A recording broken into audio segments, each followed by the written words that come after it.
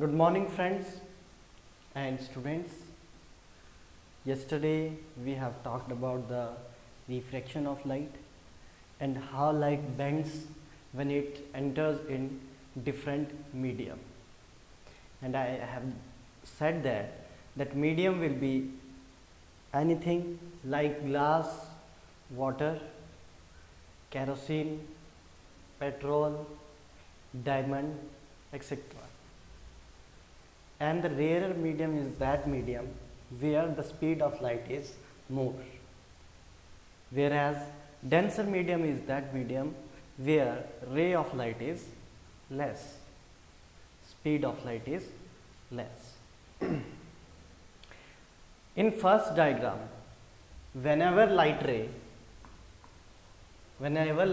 incident from rarer to denser medium, it will bend towards the normal. As you can say in first diagram, normal is n and n dash, which is perpendicular to the surface PQ. As the light enters to denser medium, it will bend towards the normal. Now if we talk about the second diagram, here the scenario is changed. Now light ray is incident from denser to rarer medium. Now as you know that the denser the medium, the optical density is maximum and the bending of light will also be maximum in denser medium. But what happens when incident ray comes from denser medium? The second diagram is that whenever incident ray comes from denser medium, it will go away from the normal in rarer medium.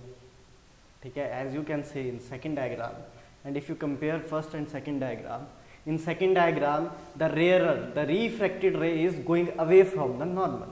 So if I put here, this is a refracted ray. Please do not confuse yourself.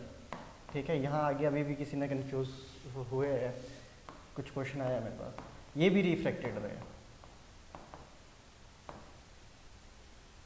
ना अभी तीसरे diagram को कोई नहीं देखेगा.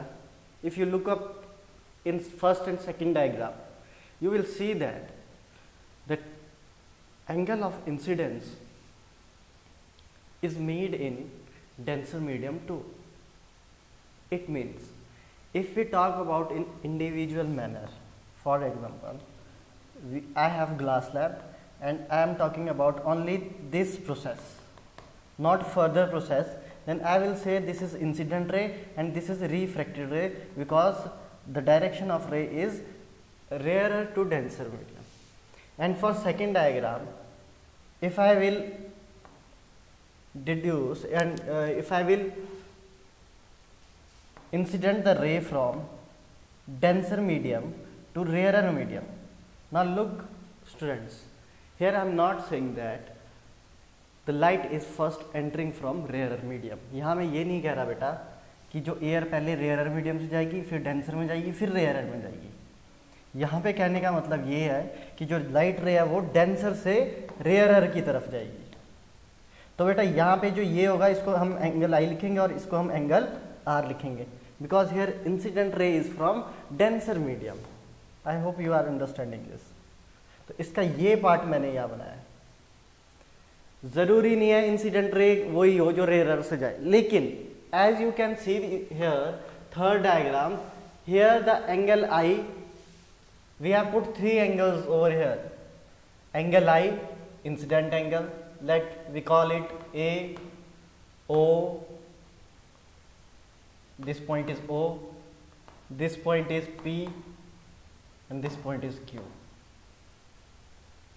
Now here AO is incident, OP is refracted ray, and PQ is emergent ray.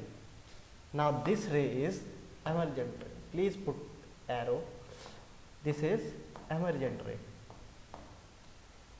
Understood? Now here I want to write some important points that you all should remember some important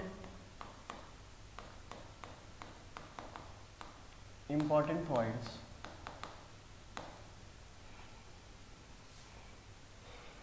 Refraction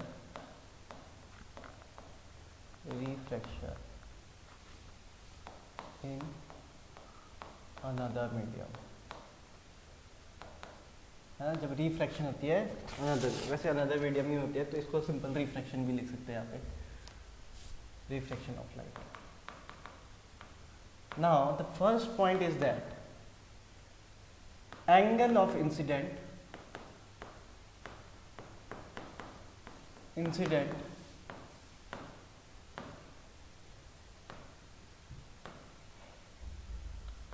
cannot be equal to angle of refraction. Remember this. बेटा reflection में होता था ऐसा, reflection में होता था that angle I is equal to angle R, but here angle I is not equal to angle R, as you can see the diagram. In first diagram, the angle of incidence is bigger than that of angle of refraction. In second diagram, angle of refraction is greater than that of angle of incident. तो यहाँ पे अगर हम second diagram के लिखे तो angle of refraction is greater than angle of incidence. And in first diagram, angle of incidence is greater than angle of refraction, है ना. Angle of incidence is greater than angle of refraction.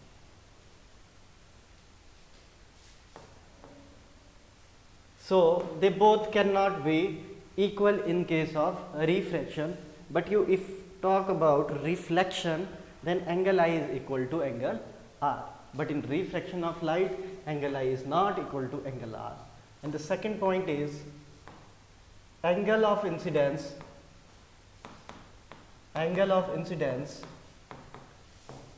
is equal to, बताओ बेटा किसके equal to होगा फिर,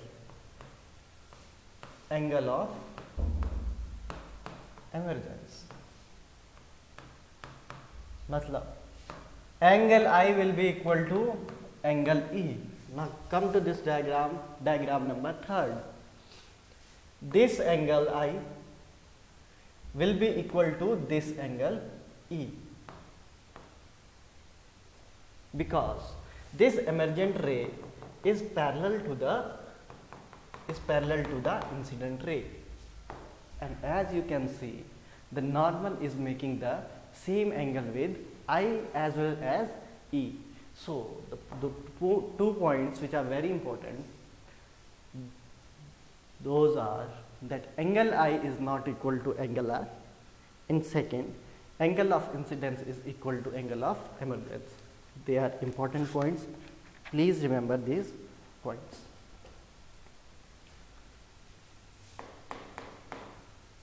Important points. Okay. So please do not confuse about the incident. It is not important. Then incident ray is always goes from rarer to denser medium.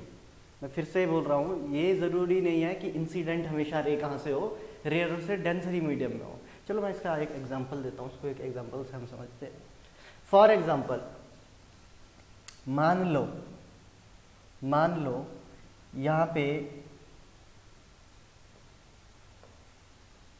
Ocean है, ठीक है, और ये वाटर है,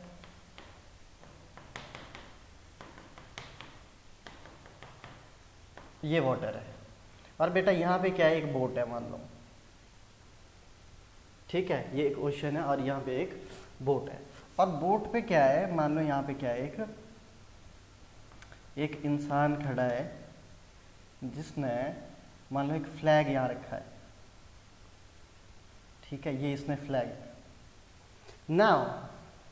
now if you look, if you dive inside the ocean, यहाँ पे मान लो आपने डाइव किया है, यहाँ आपने डाइव किया है, मतलब आप कहाँ हो इस वक्त, पानी के अंदर. बेटा अब देखो यहाँ पे पानी कैसा है, denser medium, because you know that air is rarer medium. Air क्या है बेटा, ये हमेशा इसकी ऑप्टिकल डेंसिटी हमेशा क्या रहती है, एयर की बहुत कम रहती है। तो एयर क्या है, रेयरर मीडियम।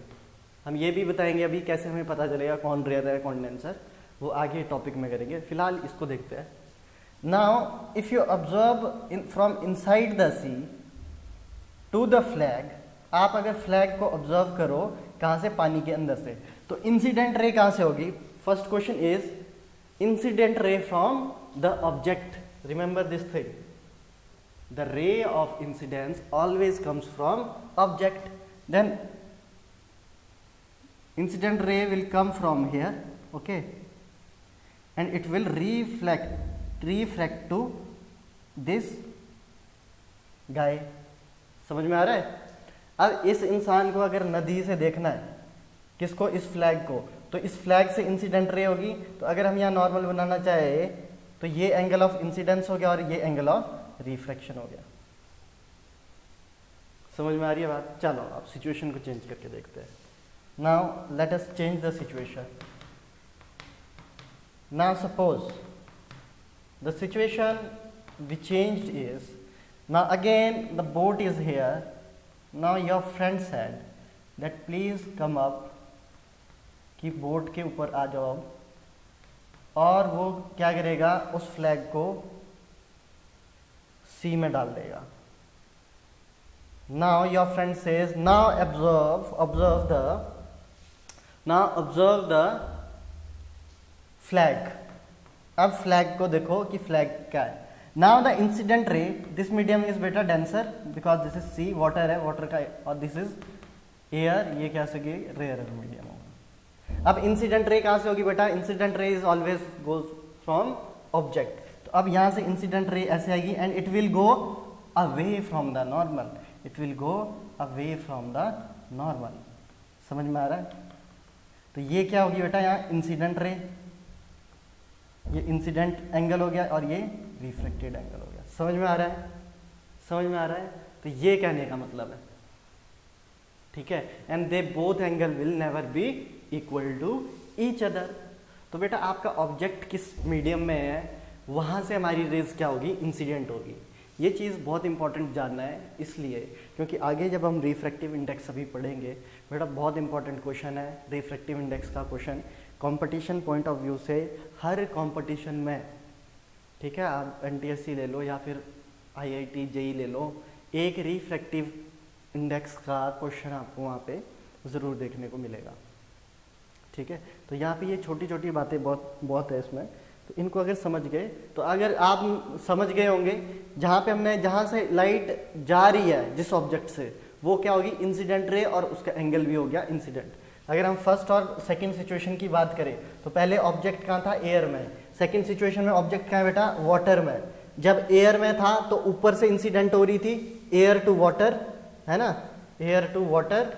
और जब सेकंड सिचुएशन में जब फ्लैग वाटर में था तो इंसिडेंट कहाँ से हो रही है बेटा, वाटर टू एयर। ठीक है, I think this is enough to understand. Now next is the next, for discussing whatever your book said, I would like to conclude some important points, that when light ray travel from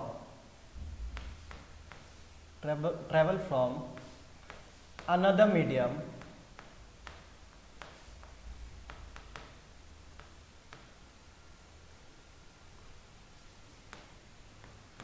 the changes occur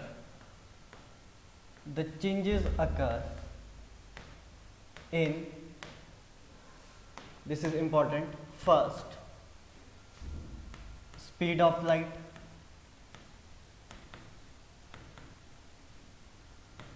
ठीक है बेटा। जब भी कोई light रे, है ना, अब देखो मैं ग्लास स्लैब बनाने की जगह सिर्फ एक लाइन खींचूंगा जो हमारे को डिफ्रेंशिएट करेगी कि कौन सा डेंसर मीडियम है और कौन सा rarer medium. Whenever light ray travel from one medium to another, it will change its speed. हमें पता है जैसे ही दूसरे मीडियम में एंटर करेगी लाइट, तो वो क्या करेगी, अपनी स्पीड को चेंज कर देगी, स्लो हो जाएगी, है ना, लेस हो जाएगी।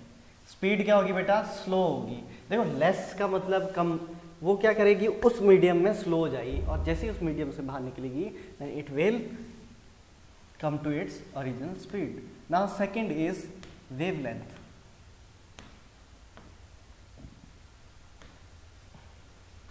Second thing which changes when medium changes is wavelength.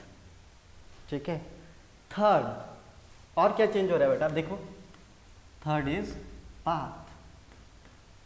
The path of light ray will also change when the light ray travel from one medium to another medium.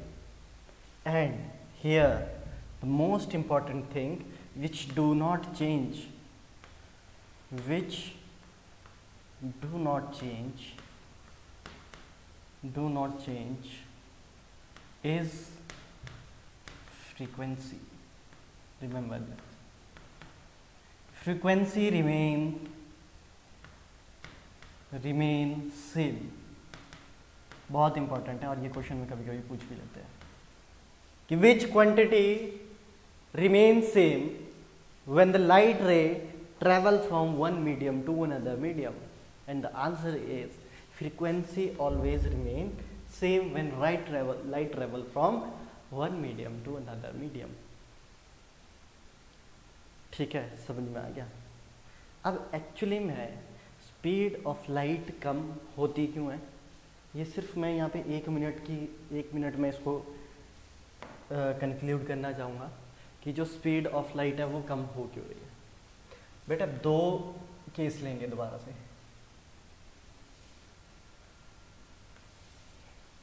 ठीक है, दो केस हमने ये लिया कि मान लो यहाँ से हमने एक वेव है लाइट की, है ना, वेव नेचर होता है लाइट का, तो हमने यहाँ पे क्या कर दिया, एक वेव बना दी where no other medium is coming between in it. कोई मीडियम नहीं आ रहा बेटा, मीडियम सेम है. Now in second case let we put some medium here. हमने क्या किया, मीडियम एक यहाँ पे क्या कर दिया, रख दिया. मीडियम रख दिया तो वेव तो पहले आएगी ऐसे.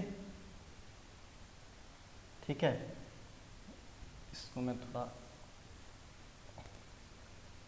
के कंपैरिजन में हम इसको थोड़ा और ऐसे.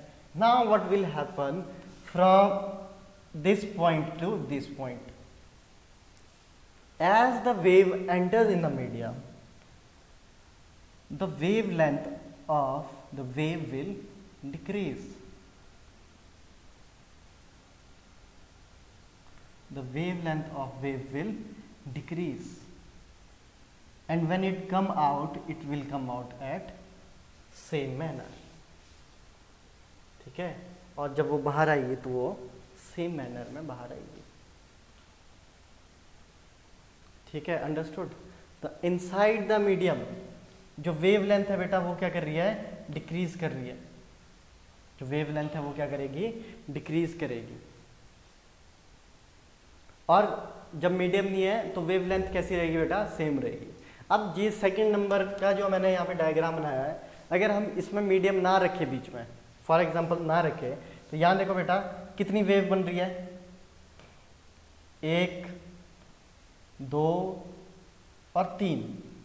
चलो अगर हम इसका नॉर्मल बनाए, सेकंड का ही केस है, सेकंड का अगर हम यहाँ पे मीडियम बीच में ना लाए तो क्या होगा, देखो बेटा ये यहाँ से यहाँ तक सेम बनेगी, और इसके बीच में कितनी है, 3, 1 2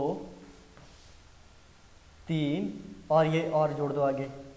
ये अगर और जोड़ दे हम इस वाले को यहाँ पे और जोड़ दे तो आगे को कुछ और बनेगी. लेकिन हमारा जो असली ध्यान है वो है ये. देखो बेटा ये देखो वेवलेंथ यहाँ पे क्या होगी, कम होगी जब हमने बीच में मीडियम ला दिया. अब यही 3 यहाँ पे कहाँ बन रही है बेटा, यहाँ देखो इधर बन रही है. ये देखो यही 3 जब मीडियम नहीं है तो वेवलेंथ क्या इंक्रीज कर रही है. 9th क्लास में हमने वेवलेंथ के बारे में पढ़ा है बेटा.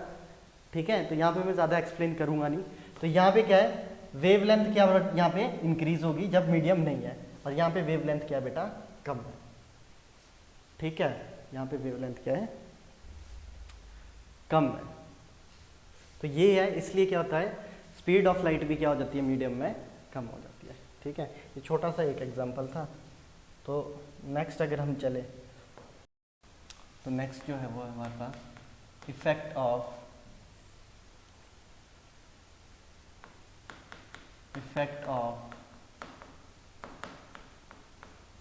Refraction of light. Refraction of light के क्या क्या इफेक्ट है? तो बेटा सिंपल है, डे टू डे लाइफ में रिफ्रैक्शन ऑफ लाइट बहुत जगह देखने को मिलती है, ठीक है। और इसका जो है आप एक एक्सपेरिमेंट भी घर पे कर सकते हो, ठीक है। फॉर एग्जांपल यही है, पहला मान लो एक बीकर ले लो, है ना, और बीकर में हमने क्या कर दिया, वाटर पोर किया है, और मान लो यहाँ पे हमने एक कॉइन रखा है, या कोई भी ऑब्जेक्ट रखा है, और हम ऑब्जर्व कहाँ से कर रहे हैं बेटा, यहाँ से ऑब्जर्व कर रहे हैं। नाउ व्हाट विल हैपन, सबसे पहले मेरा क्वेश्चन है कि जो लाइट रे इंसिडेंट होगी वो कहाँ से होगी और किधर को जाएगी, और कौन से मीडियम से कहाँ से जाएगी। तो वाटर कैसा मीडियम है बेटा, it is a denser medium, और यहाँ पे क्या है, air, it is a rarer medium. अब लाइट रे अगर आप यहाँ से ऑब्जर्व करो तो इस ऑब्जेक्ट से जो ये कॉइन है, इससे लाइट रे जाएगी ऐसी, मान लो ऐसी जा रही है। नाउ अगर हम यहाँ से नॉर्मल बनाए बेटा, यहाँ से देखो नॉर्मल बनाए, तो लाइट रे को किधर जाना चाहिए, away from the normal, because it is travelling from, ठीक है। ये देखो यहाँ पे जब डेंसर से रेयरर की तरफ, सेकंड डायग्राम देखो, तो कहाँ से जाएगी, डेंसर से रेयरर, तो अवे फ्रॉम द नॉर्मल। यहाँ पे भी क्या बनेगा, अवे फ्रॉम द नॉर्मल, तो यही चलेगी अवे फ्रॉम द नॉर्मल, ठीक है। तो वैसे अगर हम एक और बना दें यहाँ पे रे, मान लो एक और रे बना दी, तो ये भी कैसे जाएगी बेटा, away from the normal. But what will happen, now what will happen, क्या जो ये हमें कॉइन है वो क्या हमें अपनी एक्चुअल पोजीशन पे दिखेगा, ये जो कॉइन है वो क्या हमें अपनी एक्चुअल पोजीशन पे दिखेगा। तो बेटा इसका आंसर है no, the coin that is inside the beaker will not be in its actual position. चलो यहाँ पे हम इसको साफ थोड़ा और बनाते हैं। तो यहाँ पे दोबारा से अगर हम यहाँ पे, अब मैं यहाँ बेटा सिर्फ एक लेयर बना रहा हूँ, समझ जाओ कि नीचे क्या है, वाटर है, ताकि लाइंस बीच में ना आए, है ना। तो यहाँ पे मैंने कॉइन रख दिया दोबारा से, और ये लाइन से नीचे वाटर है, मतलब ये डेंसर मीडियम है और ये रेयरर मीडियम है, ये वाटर है, और we are observing this from here, ठीक है। Now what will happen, the light ray traveling from here will go here and from here will go here, ठीक है। this is incident and this is refracted rays. Now if we make the original path of this ray, they will meet at this point, ठीक है। इसका मतलब ये जो coin की image है वो कहाँ बनेगी बेटा, यहाँ बनेगी। अगर हम कहाँ से देखेंगे, रेयरर मीडियम से देखेंगे। ये रेड लाइन में है, मैं ओरिजिनल पाथ बना रहा हूँ बेटा, ये देखो, ये जो रिफ्रैक्ट हो रहा है, बेटा देखो, when two refracted ray meet करेगी जिस पॉइंट पे, वहां पे क्या बनेगी, इमेज बनेगी। तो बेंड हो रही है लाइट, तो inside the water the image formed of this coin is little bit above it's actual position, ठीक है। एक्चुअल पोजीशन से क्या दिखेगी, ज्यादा ऊपर दिखेगी, ठीक है। तो बेटा एक होती है एपरेंट डेप्थ, एक होती है रियल डेप्थ, ठीक है। एपरेंट डेप्थ क्या होती है, जो इमेज की डेप्थ होती है, ठीक है। मान लो ये इमेज की डेप्थ है, इसको बोलते हैं एपरेंट डेप्थ। और रियल डेप्थ कौन सी है कॉइन की, जो एक्चुअल में कॉइन को हमने जा रखा है, उसको क्या बोलते हैं, रियल डेप्थ। इस कंसेप्ट में हम दोबारा से आएंगे, लेकिन यहाँ ये समझ लो कि इफेक्ट ऑफ रिफ्रैक्शन होता क्या है, ठीक है। इफेक्ट ऑफ रिफ्रैक्शन ये होता है बेटा कि यहाँ पे जो कॉइन है वो कैसा दिखता है, अबव, ऊपर दिखता है। वैसे ही बेटा स्विमिंग पूल में देख लो, स्विमिंग पूल का जो बेस है वो हमें क्या दिखता है, ऊपर उठा हुआ दिखता है, लेकिन जो स्विमिंग पूल होता है वो क्या होता है, बहुत ही डेप्थ में होता है। Please go through to your books, ये थियोरेटिकल पार्ट है, बहुत आसान है, जिसको रिफ्लेक्शन ऑफ लाइट आ गया, अगर ये एग्जांपल भी आ गया तो there will be no problem to understand this concept, ठीक है, effect of reflection of light. Now here we'll discuss about the laws of refraction now. Laws of refraction. Now here this topic is very important, है ना. laws of, देखो मेरे लिए तो हर एक important है टॉपिक, क्योंकि हर एक टॉपिक एक दूसरे से कनेक्ट रहता है बेटा, ठीक है. फिजिक्स वही है, हर एक चीज़ क्या रहती है, कनेक्ट रहती है. तो हर एक चीज़ मेरे लिए तो इम्पॉर्टेंट है, आपके लिए भी इम्पॉर्टेंट ही होनी चाहिए. लॉज ऑफ रिफ्रैक्शन क्या बेटा, first law says that incident ray, refracted ray and normal lies in a same plane. ये हमने देख लिया, lies in a same plane, we know that. ये हमने डायग्राम में देख लिया, ये सब क्या करेंगे, एक प्लेन में लाई करेंगे. Second is very important point. जो सेकंड पॉइंट है बेटा, ये बहुत इंपॉर्टेंट पॉइंट है, और यहाँ पे हम इस जो पॉइंट में एक लॉ को भी हम यहाँ पे क्या करते हैं, एक्सप्लेन करते हैं, अभी हम बताएंगे. लेकिन सबसे पहले हम यहाँ पे लॉ ऑफ रिफ्रैक्शन का सेकंड देखते हैं. That the sign angle of incidence is divided by the sine angle of, means the ratio of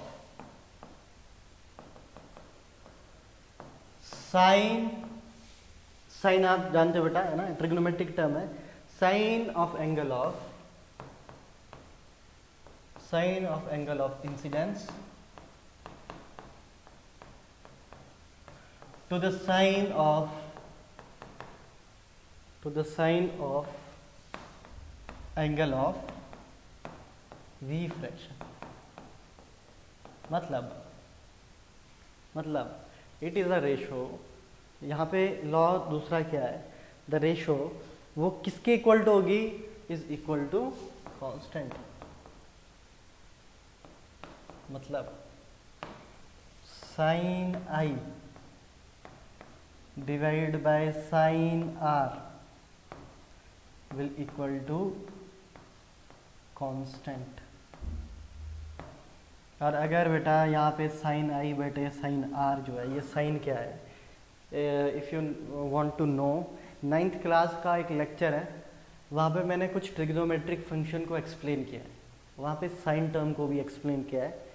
अगर आपका मैथमेटिक्स में ट्रिग्नोमेट्री शुरू नहीं हुआ है बेटा, वहाँ पे सिंपली मैंने ट्रिग्नोमेट्री को थोड़ा सा एक्सप्लेन किया है, वहाँ से आपको पता चल जाएगा कि साइन क्या होता है और कॉस क्या होता है या टेन क्या होता है, ठीक है.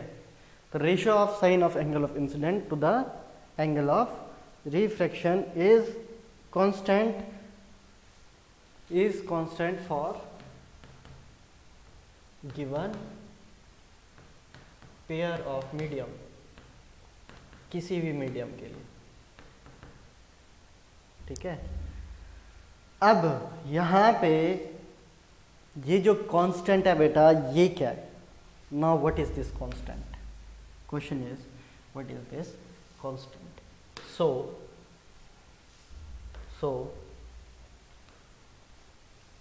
Here Snell's law, here we talk about Snell's law. Snell's law is nothing but it is same the second law of refraction, that sine of I divided by sine of R will be equal to constant,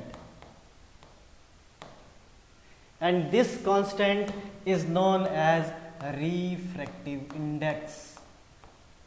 बेटा यहाँ पे अब ध्यान दो, इधर यहाँ से आगे ये जो कांस्टेंट है बेटा, ये क्या है, रिफ्रैक्टिव इंडेक्स.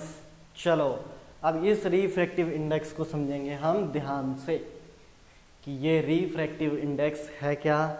रिफ्रैक्टिव इंडेक्स का क्वेश्चन बहुत इंपॉर्टेंट है बेटा, और ये ज़रूर आता भी है, ठीक है. चलो रिफ्रैक्टिव इंडेक्स को मैं एक सिंपल एग्जांपल से यहाँ पे पहले एग्जाम्पल से शुरू करता हूँ, उसके बाद हम इसकी डेफिनेशन लिखेंगे, इसके बारे में जानेंगे।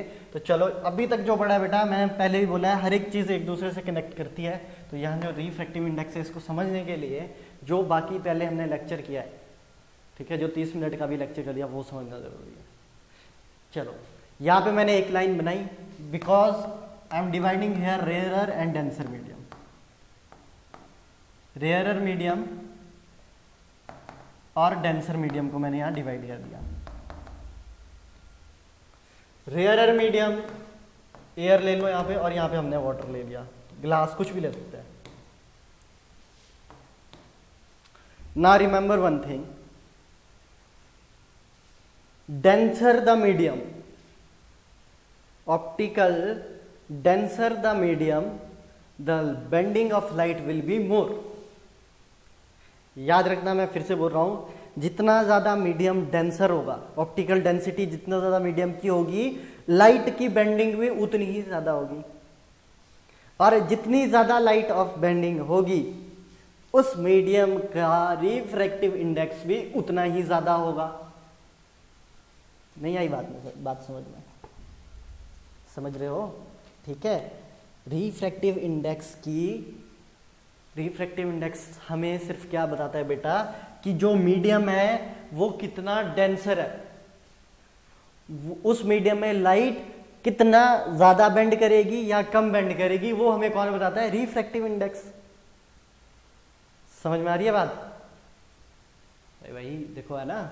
ठीक है। अब चलो, फॉर एग्जाम्पल, यहां पे एयर का रिफ्रैक्टिव इंडेक्स होता है बेटा सम 1.00003, मैं पहले भी लेक्चर में बोल चुका हूं इसको, और वैक्यूम का तो बिल्कुल इक्वल टू 1 होगा। एयर का जो रिफ्रैक्टिव इंडेक्स होता है बेटा, वो होता है 1.003, और जो वाटर का रिफ्रैक्टिव इंडेक्स होता है बेटा, वो होता है 1.33। बताओ, दोनों में से किसका रिफ्रैक्टिव इंडेक्स ज्यादा है? वाटर का रिफ्रैक्टिव इंडेक्स ज्यादा है। जिसका रिफ्रैक्टिव इंडेक्स ज्यादा, उसकी ऑप्टिकल डेंसिटी भी ज्यादा। तो यहां मैं लिख रहा हूं, रिफ्रैक्टिव इंडेक्स। बेटा मैं फिर से बोल रहा हूं, रिफ्रैक्टिव इंडेक्स से हमें क्या पता चलता है कि जो मीडियम है हमारे पास, उसमें जो स्पीड ऑफ लाइट है, उसका पाथ है, उसकी वेवलेंथ है ना, वो कितनी चेंज हो रही है ना, वो हमें कौन बताता है? Refractive index. ज्यादा होगी या कम होगी। तो रिफ्रैक्टिव इंडेक्स बढ़ेगा, मतलब उस मीडियम की ऑप्टिकल डेंसिटी क्या होगी? ज्यादा होगी। जिस मीडियम की ऑप्टिकल डेंसिटी ज्यादा होगी, उस मीडियम की बेंडिंग ऑफ लाइट भी ज्यादा होगी। जिस मीडियम में बेंडिंग ऑफ लाइट ज्यादा होगी, उस मीडियम की स्पीड ऑफ लाइट, तो बताओ क्या होगी? पॉज करो वीडियो, ज्यादा होगी या कम होगी? उस मीडियम की स्पीड ऑफ लाइट कम होगी। तो अगर हाँ एयर और वाटर को कंपेयर करें, तो बताओ किसमें स्पीड ज्यादा होगी? ऑफ कोर्स रेयरर मीडियम में speed of light will be more and its refractive index is less. Check it here, इसका रिफ्रैक्टिव इंडेक्स कम है। और देखो यहां पे अगर हम उल्टा कर दें, अगर रिफ्रैक्टिव इंडेक्स कम है तो ऑप्टिकल डेंसिटी भी उस मीडियम की कम होगी, बेंडिंग ऑफ लाइट भी कम होगी, लेकिन स्पीड ऑफ लाइट क्या हो जाएगी? ज्यादा हो जाएगी। I hope you are understanding this. अभी मैं रिफ्रैक्टिव इंडेक्स, अभी तो शुरू है, ये तो मैंने बेसिक सा बताया है, अभी हम इसका फॉर्मूला भी लिखेंगे आगे, और रिफ्रैक्टिव इंडेक्स को हम थोड़ा और इलेबोरेट करेंगे। मैं चाहता हूँ कि रिफ्रैक्टिव इंडेक्स का मैं अलग से एक लेक्चर तैयार करूँ, जिसमें सिर्फ हम रिफ्रैक्टिव इंडेक्स की बातें करें, ठीक है? तो नेक्स्ट जो भी हमारा नेक्स्ट जो लेक्चर होगा, उसमें सिर्फ रिफ्रैक्टिव इंडेक्स का एक पूरा लेक्चर बना के हम उसको वहीं ख़त्म करेंगे। और उसके बाद हम क्या करेंगे, लेंस कनकेव और कन्वेक्स लेंस पे आएंगे।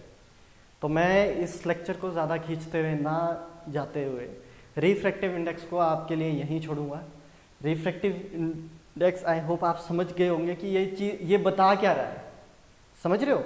ये रिफ्रैक्टिव इंडेक्स बता क्या रहा है? तो रिफ्रैक्टिव इंडेक्स सिंपल क्या बता रहा है बेटा कि जो हमारा मीडियम है वो कितना डेंसर हो सकता है, बेंडिंग ऑफ लाइट ज़्यादा होगी या कम होगी, और स्पीड ऑफ लाइट ज़्यादा होगी या कम होगी, वो सब हमें रिफ्रैक्टिव इंडेक्स से पता चल जाता है ना। एग्जाम्पल यहाँ दिया है, जैसे मान लो आपको दिया है एयर, अब सीधा लिखा है एयर और वाटर, मान लो कोई इंफॉर्मेशन नहीं है और एयर यहाँ पे सिर्फ ये दिया है कि the refractive index of air is 1.33 and refractive of water is 1.33, और क्वेश्चन आपको सिंपल दिया है with this following information conclude your answer about the optical density, bending of light and speed of light in both the medium. What will be the effect? Effect क्या होगा इन सब चीजों पे, और आपके पास इंफॉर्मेशन क्या है, इतनी सी है, तो आप क्या देखोगे? Refractive index. अब आपको बताइए एयर का रिफ्रैक्टिव इंडेक्स कम है वाटर से, तो उसका रिफ्रैक्टिव इंडेक्स कम है, तो उसकी ऑप्टिकल डेंसिटी कम होगी, बेंडिंग ऑफ लाइट कम होगी, लेकिन एयर में जो स्पीड ऑफ लाइट क्या होगी? ज़्यादा होगी। वाटर का रिफ्रैक्टिव इंडेक्स ज़्यादा है, इसका मतलब वहाँ की ऑप्टिकल डेंसिटी भी ज़्यादा है, वहाँ पे बेंडिंग ऑफ लाइट भी ज़्यादा होगी, और स्पीड ऑफ लाइट भी वहाँ पे क्या होगी बेटा? कम होगी। स्पीड ऑफ क्या हो जाएगी? कम होगी। ठीक है, तो रिफ्रैक्टिव इंडेक्स को नेक्स्ट जो लेक्चर होगा 40-50 मिनट का जितना भी, उसमें मैं पूरा रिफ्रैक्टिव इंडेक्स को ही एक्सप्लेन करने वाला हूँ, तो अगले लेक्चर के लिए अच्छे से तैयार रहना। ठीक है, आज जो है हमने बिल्कुल बेसिक सा किया है, और वहाँ पे जो ये रियल डेप्थ वाला कंसेप्ट भी आएगा, अभी दोबारा आएगा, तो इसको एक बार बुक से एक बार पढ़ के, वैसे ये भी समझ लो तो बुक वाला समझ आ जाएगा। ठीक है, now the today's homework for you, आपका आज का होमवर्क ये है, और ये एक्टिविटी जो है, you have to perform an activity. Activity is take a glass. ठीक है, ठीक है, कुछ भी, कप है ना, बीकर है किसी के पास, लेकिन किसका होना चाहिए? वो ग्लास का, है ना। पोर half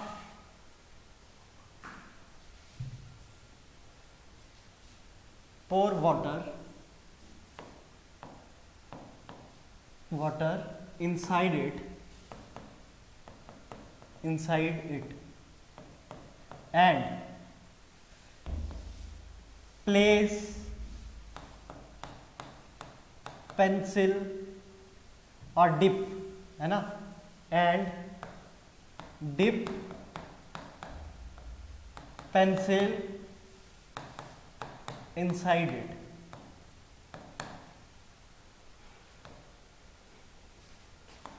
Observe the pencil from that point where medium is changing, for example बेटा देख लो, करना क्या है, आप एक ग्लास लोगे, कप ले लो, कुछ भी ले लो, लेकिन ग्लास ट्रांसपेरेंट होना चाहिए, उसमें वाटर फिल कर दो। ठीक है, हाफ करना है हाफ कर लो, है ना, फुल नहीं करना है, यहाँ से हाफ करना है तो हाफ भी कर सकते हैं, और उसमें एक पेंसिल रख दोगे, और ये जो जहाँ पे मीडियम चेंज हो रहा है, ये इस पॉइंट पे आप ऑब्जर्व करोगे कि क्या हो रहा है, and write it in a paper. सारे जो ऑब्जर्वेशन है उसको पेपर पे लिखेंगे, and you will send this activity to me. ये आज का आपका होमवर्क है। और ऐसा क्यों हुआ, वाई दिस हैपन, ये भी आप ही लिख के दोगे। वाई दिस हैपन, जो भी फिनोमिना आपको दिखेगा वो क्यों होगा, कुछ आपको इसमें अलग दिखेगा, वो क्यों होगा वो आप लिखोगे। Why this happen. This is your homework for today. ठीक है, सभी यहाँ पे एक पेपर में ऑब्जर्वेशन लिखेगी, इसने क्या देखा, और अपने एपरेटस के साथ, ये जो आप एपरेटस यूज़ करेंगे उसकी पिक ले लेना एक। ठीक है, तो आज के लिए इतना ही है, कल से शुरू करेंगे हम, परसों एक ही लेक्चर रिफ्रैक्टिव इंडेक्स का, उसके बाद हमारे लेंसेज शुरू हो जाएंगे। ठीक है, thank you, that's all for today. Okay.